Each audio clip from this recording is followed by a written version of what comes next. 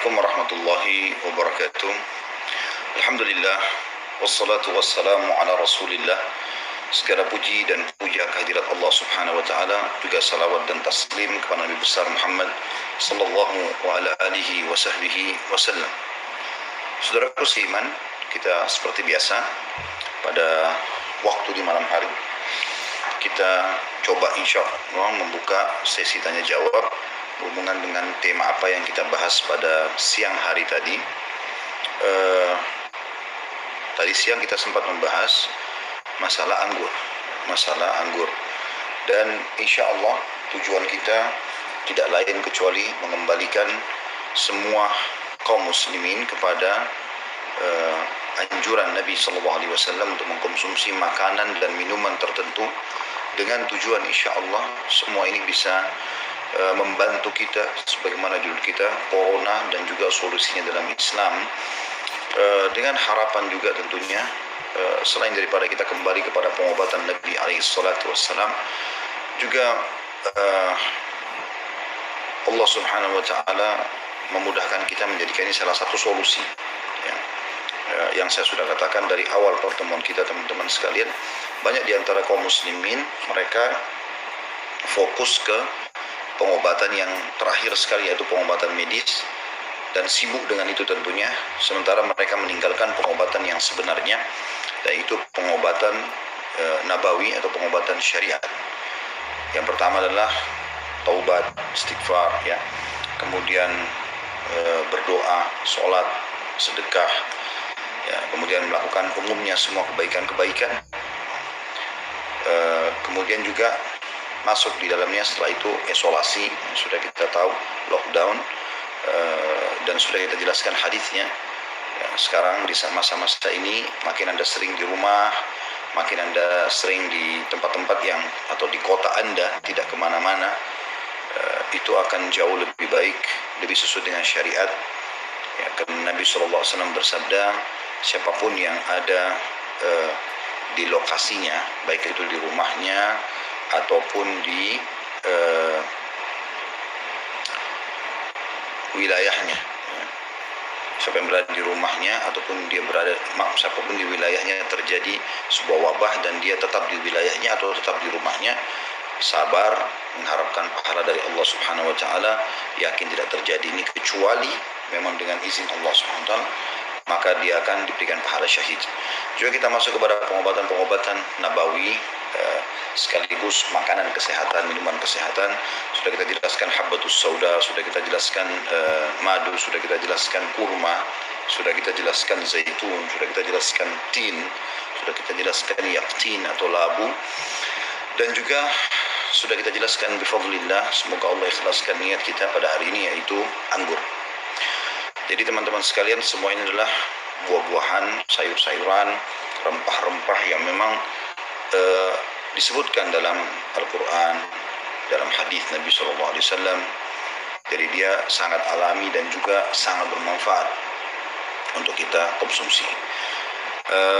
Dan juga sudah saya lakukan dan saya coba ya ke depannya juga sama, untuk mengajak Akh Ridho, salah satu chef kami di restoran, yang saya Masya Allah bersyukur kepada Allah SWT karena Allah mudahkan beliau bergabung bersama kami, dan juga Allah Subhanahu wa ta'ala mudahkan keterampilan di tangannya agar dia bisa berbagi kepada teman-teman sekalian tentang bagaimana mengelola bahan-bahan itu ya, tentu dengan konsep restoran sehingga jauh lebih bagus, jauh lebih berkualitas ya. Kita sudah coba buatkan beberapa jenis jus ya. Kemarin pun saya Masya Allah sangat suka, dan Allah SWT mudahkan untuk mengkonsumsi jus labu ya, yang teman-teman sudah saya perlihatkan masalah itu, dicampur dengan madu, dengan habbatus sauda, dan sangat Masya Allah enak sekali. Begitu juga dengan supnya ya, sup labu yang memang dianjurkan dalam syariat untuk mengkonsumsinya, karena Nabi SAW sangat gemar dengan itu. Juga pada hari ini sudah dibuatkan jus anggur, dan bagaimana dalam surah An-Nahl Allah Subhanahu wa ta'ala menggabungkan antara penjelasan atau penyebutan anggur, zaitun, dan kurma, dan kita sudah coba untuk bisa menggabungkan ketiga minuman ini dengan tujuan biidznillah, dengan izin Allah Subhanahu wa ta'ala, agar kita bisa mendapatkan keberkahannya. Dan alhamdulillah juga tadi sudah kita berikan contohnya, tinggal teman-teman praktikkan saja itu di rumah ya. Seperti itu kurang lebih gambaran yang kita sudah sampaikan.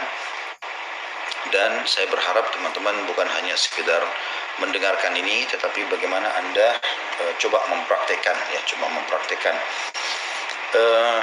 dan juga insya Allah biinillah apa yang sudah kita sampaikan ini akan diedit oleh teman-teman tim dan akan diupload di YouTube ya, di akun resmi Khalid Basalam Official insya Allah, sehingga Anda yang tertinggal bisa tetap mengikuti dari awal episode kita ini. Begitu kurang lebih insya Allah. Saya akan coba buka sesi tanya jawab kalau teman-teman punya pertanyaan berhubungan dengan Mas Ali, agar saudaraku seiman pada saat ini jangan terlalu cemas ya. Jangan putus asa. Rahmat Allah luas sekali. Allah subhanahu wa ta'ala tidak mendatangkan corona ini kecuali memang satu sisi adalah azab, sisi yang lain rahmat ya. Azab, kata Nabi SAW, kalau Allah datangkan wabah itu azab bagi orang-orang yang kafir, tetapi dia akan menjadi rahmat bagi orang-orang beriman ya. Akan menjadi rahmat bagi orang beriman, dan itu memang terbukti rahmat Allah subhanahu wa ta'ala bagi orang-orang beriman. Dari sisi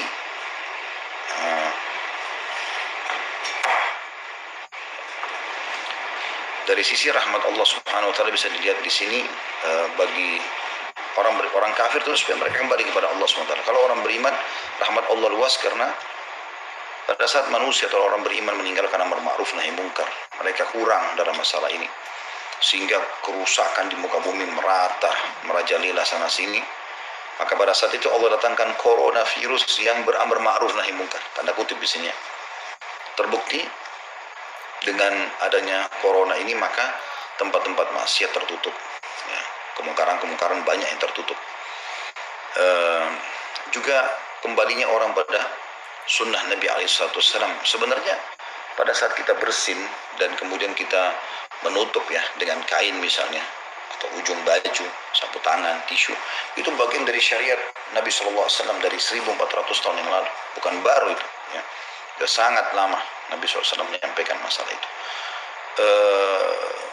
dan kita dianjurkan untuk mengamalkan, tetapi sayang sekali ya, kita tidak mengamalkannya, sehingga Allah SWT jadikan itu sebagai rahmat bagi orang beriman supaya mereka kembali kepada sunnah Nabi SAW.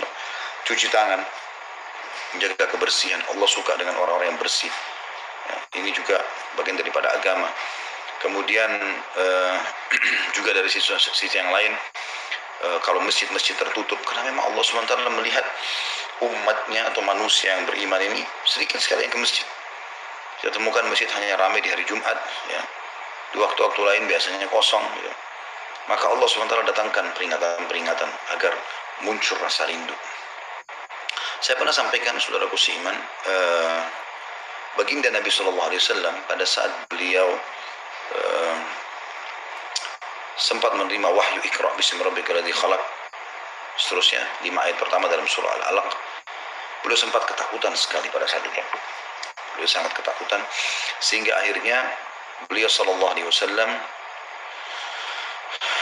sempat pulang ke rumah, kemudian meminta kepada Khadijah radhiyallahu anha untuk membungkus beliau dengan sabda beliau zammiluni, beliau sampai turun surah Al-Muzammil ya.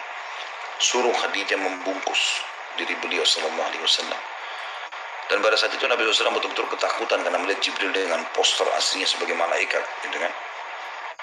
Dan beliau SAW sering menggambarkan masalah itu. Aku melihat ke langit, maka aku temukan seluruh langit dipenuhi oleh badan Jibril, dan Jibril dikaruniai 600 ekor sayap, yang kalau satu sayapnya dikebaskan bumi ini maka akan hancur bumi ini. Setelah itu wahyu sempat terputus selama 6 bulan teman-teman sekalian. Wahyu sempat terputus selama 6 bulan. Yang ikuti kajian sirah Nabawi saya insya Allah sudah tahu masalah itu. Dan Nabi SAW pada saat takut itu kemudian Allah berhentikan wahyu sempat selama 6 bulan. Nabi SAW akhirnya terobati itu. Dalam arti kata ketakutannya hilang, justru yang muncul rasa rindu. Hampir tiap hari Nabi SAW keluar ke padang pasir, melihat ke langit, berharap ada wahyu lagi datang. Gitu kan? Sampai turun surah Ad-Duha. Ya. Ma wadda'aka rabbuka wa ma qala. Hai Muhammad, pada saat wahyu terputus 6 bulan itu Tuhanmu tidak melupakanmu dan juga tidak meninggalkanmu. Tapi setelah itu Nabi SAW sangat rindu, ya. Anda bayangkan sekarang kita tidak bisa lihat Ka'bah, tidak bisa masuk tawaf, tidak bisa sujud, tidak bisa berdoa. Orang yang sudah biasa melakukan ini tentu merasa beban. Ya, saya sendiri 2 bulan sekali membimbing jemaah misalnya dari Jakarta dengan travel kami, tapi subhanallah juga masih merindukan, gitu kan. Ada bahkan orang mungkin di sana hampir setiap bulan bolak-balik, mungkin yang punya travel juga di Indonesia, juga sama mereka merindukan. Bagaimana dengan orang yang cuma setahun sekali atau baru berapa tahun yang lalu dia ke sana? Tentu dia masih merindukan Ka'bah itu. Subhanallah, nanti saya sangat yakin dengan izin Allah SWT pada saat Allah angkat corona ini, dan pasti Allah akan hilangkan. Karena Allah mengatakan fa inna ma'al usri yusra. Di setiap kesulitan akan ada kemudahan. Juga Nabi SAW mengatakan sesungguhnya setiap ada cobaan akan ada faraj atau jalan keluar.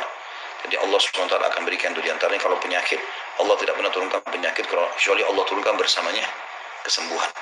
Jadi sangat jelas bagaimana solusi bagi seorang muslim, dan kita akan mencintai cobaan tersebut sebagaimana ya kita juga mencintai nikmat pada saat sedang datang. Kalau nikmat lagi ada, alhamdulillah badan kita sehat, pasangan kita ada, anak-anak kita ada, segala macam nikmat sedang ada, kita bersyukur. Dan kalau sedang ada cobaan, kita bersabar. Dan kita memposisikan sabar pada saat ada cobaan dengan syukur pada saat kita sedang dapat nikmat, itu seimbang. Ya, sebagaimana di sini kita senang, di sini juga kita akan bisa menerima itu. Dan kita tahu orang-orang sabar akan diberikan pahala oleh Allah SWT dengan sangat banyak, melimpah, ya. Bahkan tidak dinilai, tidak ada nilainya lagi, ya. Artinya sangat besar sekali manfaat yang akan didapatkan oleh mereka. Oleh karena itu teman-teman sekalian, terimalah ini dengan gembira, dengan senyum, ya. Dan bagi Anda yang memang dasarnya sedang menghadapi ini, misal lagi diuji oleh Allah SWT tertimpa pun, yakinlah, qul la yusibana illa ma kataballahu lana. Tidak mungkin ada yang menimpa kita kecuali apa yang sudah dicatatkan oleh Allah untuk kita. Seperti itulah.